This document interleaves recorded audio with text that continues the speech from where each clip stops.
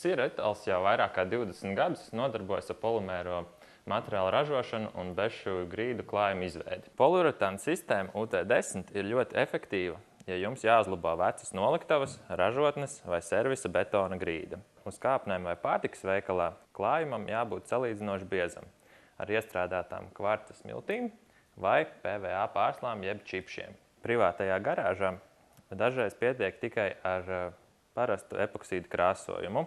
6-7 gadus atpakaļ sākām sadarbību ar firmu Flowcrete.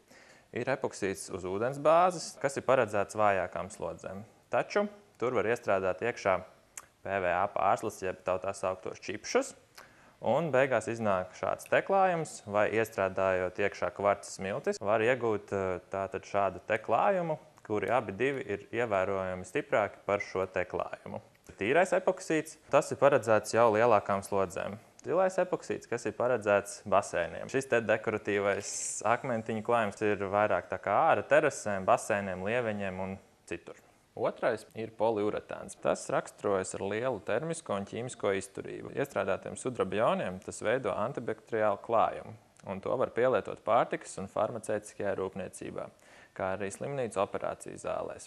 Akrils jau ar iestrādātām kvarta smiltīm krāsainajām, ar ļoti ātru cietēšanas laiku. Turklāt tas arī ir ķīmiski izturīgāks par epoksīdu un poliuretāna klājumiem. Ceturtais ir gumijas paklāji. Pirmspēdējais ir traffic lines. Tas ir elastīgs un izturīgs neslīdošās grīdas flīzes.